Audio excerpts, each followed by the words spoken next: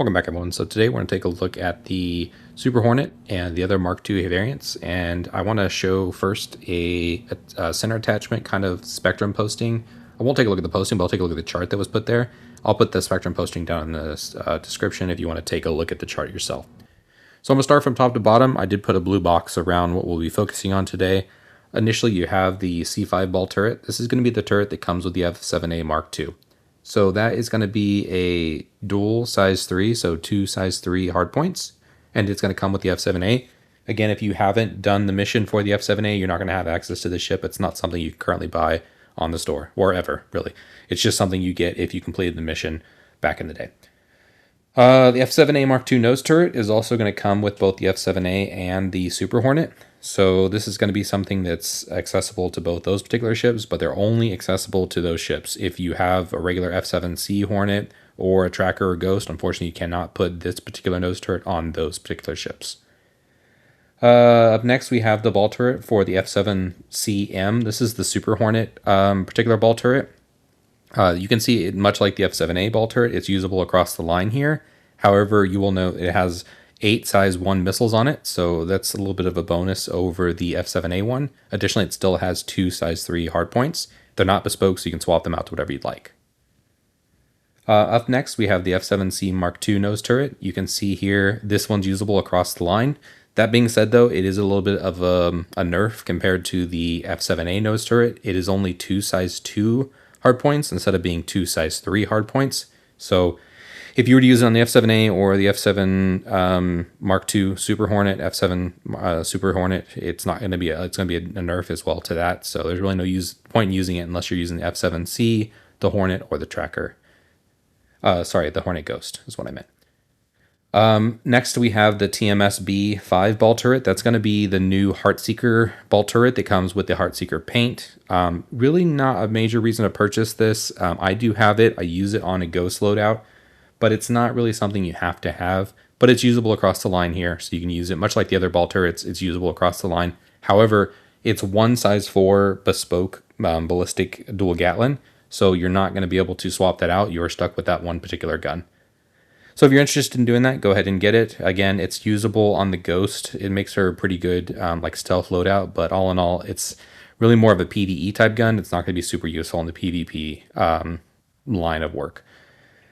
Next, we have the storage box. That's going to be what comes with the F7C. Nothing special here. It really is just a storage box, but it can be used across the line.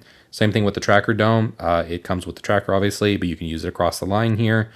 That being said as well, I've always had high hopes for the Tracker, and I do like the Tracker and the aesthetics, but would love to see more like EM, electronic warfare, kind of like the Growler. But unfortunately, there's nothing like that currently in the game. Would love to see you be able to kind of send out a scattering of extra signals for people to lock on onto and stuff like that aren't really there. Then finally, you have the Ghost center cap. Nothing major to report here. It's usable obviously across the line as well. However, it currently does not reduce your signature. So if you're using this on the Ghost, it doesn't do anything. The Ghost itself has a lower signature. That's not how it should be working. This cap should allow it to have a lower signature, but it's unfortunately not working this way.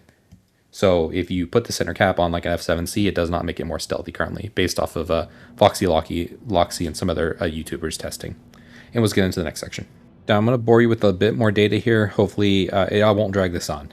So next we're going to take a look at a little bit of the different stats between the Mark IIs. All in all, the Super Hornet is going to be at the top here. And then we have the F7A, the F7C, the Tracker, and then the Ghost. You can see here, actually, surprisingly, the F7C has the most HP. Maybe that's a error, I don't know. Dimensionally, obviously, the Super Hornet's a little bit bigger. And you can see here, though, it does take a hit compared to with pitch, yaw, roll, the boosting on pitch and yaw and roll. So all in all, you're going to take a nerf. So like, it is not super comparable to the F7A due to the fact that it has a nerf to these movement capabilities. It has more HP and it has 1 extra shield. But even the F7A has 1 size 2 power plant, so I don't know. And actually, for stealth perspective and component perspective, that's kind of where the F7C and the Tracker and the Ghost shine, is they have 1 size 1 power plant, so you can actually just do 1 power plant if you want to run ballistics or do some kind of stealthy type of build. A little bit about sizing as well. So here we're looking at the Super Hornet, and you can see the wing falls back further from the size 4 gun quite a bit, and they did talk about sloping of the wing. So it seems like when it's parked, it actually may have a 19-meter wingspan versus the retained 22-ish. I think it was maybe like 21 or something, some change on the other Hornet variants. So that might be coming into play in something like if you wanted to use this in the Ironclad. The listed width of the Ironclad is 21 meters. So something to be mindful of, but we won't know until the Ironclad comes out. We don't even know what the dimensions truly will be yet. In the meantime, it'll still fit fine in something like the Polaris. Now, I did want to note the paint itself, the Heartseeker. Obviously, pretty expensive for just the paint if you're just looking for the paint. But if you want the ball turret as well, obviously it's a... if this is what the way you'd have to go around is get that Heartseeker particular add-on. And you can see it here on the tracker. So it doesn't matter. You can put it on any of the Mark IIs. So the current Super Hornet Mark I is a Heartseeker, has its own variant, but that's not the case for the Mark IIs. You can see here the Super Hornet. I've got the blue camo paint on it, which I enjoy. And then you can kind of tell the difference with the bigger size 3 guns here on the front. Again, I don't have the F7A, so this is really allowing me the option to be able to have something similar to an F7A. That being said, now I can run the ball turret on this on my tracker if I wanted to, or the Ghost. Additionally, do know you can find the F7A ball turret out and about in the verse when you find other people. I mean, I see them left at bunkers and stuff all the time. So don't feel the need to pick this up. It just has to be something you'd be interested in getting. Well, I did pick up the Ghost for now. It's something I had the CCUs for, so I went ahead and picked it up.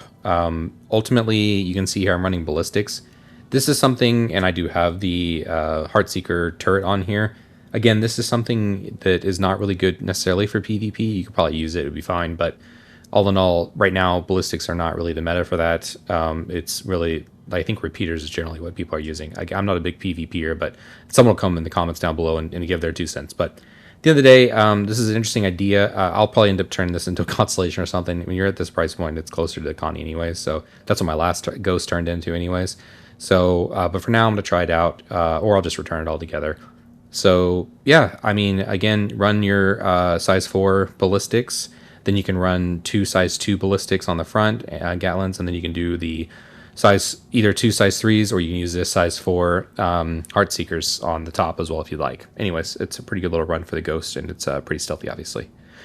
So some final thoughts here. I'm not a big fan of what they're doing kind of with the whole Mark II series thing. That being said, I was never a Mark I type buyer. I never purchased any of those, so I can kind of see... I mean, I'm just strictly a Mark II enjoyer, if you will. But I wouldn't want to see them do something like this to like have a Mark III Zeus, or have a Mark, I think they're up to like Mark VI or something like that for the Constellation class.